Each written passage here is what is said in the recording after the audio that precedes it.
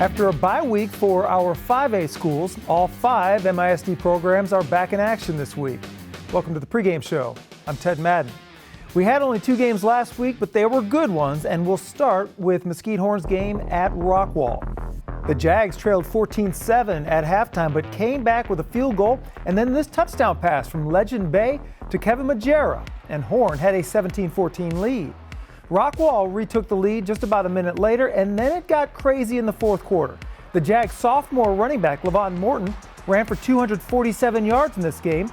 This one set up a short plunge by Titus Muse for the lead. Rockwall had the ball and was trying to get back in front, but their quarterback threw an interception. It's Markel Ford, also a sophomore, with the pick. Rockwall forced a quick punt and then scored, so it looked like it was over, until Morton ripped off another long run for the go-ahead touchdown. But with under a minute to go, Rockwall converted a huge 4th and 12 and then would punch in a 1-yard run to win the game. It's Horn's last second loss in a row to the 2 top teams in the district. Mesquite was at home to play the other Rockwall school. Sermaje Wallace was back at quarterback after breaking his collarbone in the first game of the season. He gets credit for a touchdown pass here, but credit Cameron Hawkins for doing most of the work. In the second quarter, Xavier Davis was running free in the secondary, and Wallace found him for a 14-0 lead. But he came back to beat the Skeeters 25-14. Friday night is a big one in the Mesquite ISD. Horn and Mesquite play each other at Memorial Stadium. Game time at 7:30. The Jags lead the all-time series 11-8, and this is their 20th game since they faced off for the first time in 2004. North Mesquite is back after the bye week with a rare home game at Hanby Stadium, Friday night against Lufkin. Head coach Tim Cedar and his staff took a day last week to let the players loose at Celebration Station.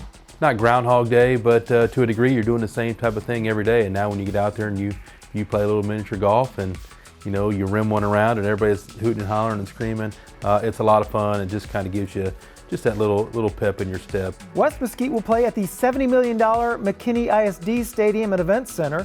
That's Thursday at 7 o'clock. The Wranglers use the bye week to do some swimming and some team bonding. You do it for a couple of reasons. First thing is kids are kids, right? They want to have fun, and that's an easy way to make something fun. And also it's a team chemistry deal, right? So jumping off diving boards, throwing coaches in, like it was really fun to watch the kids just kind of have fun and relax. Poteet plays the #1 team in the state Friday night at Melissa's new stadium. The Pirates took a day during the bye week to continue their work with the Pirate Pals program. And then we've always done something, whether it's fun or engaging or community service. And so this year we have a deal we called Pirate Pals. And so it's with our life skills kids. And so we got to go and hang out with them for about 45 minutes to an hour up in the cafeteria and play a bunch of board games and remote control cars. And just a reminder that it's bigger than just us. The Mesquite tennis team is going back to the playoffs thanks to a win over Royce City in their last match of the regular season. After a district seeding tournament that ends Friday, the Skeeters will know who they play in the first round of the playoffs next week.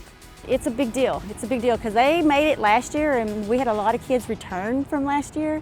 And so the nerves were there, and they were very nervous, and they were excited, but it's a big deal to go back-to-back to the playoffs.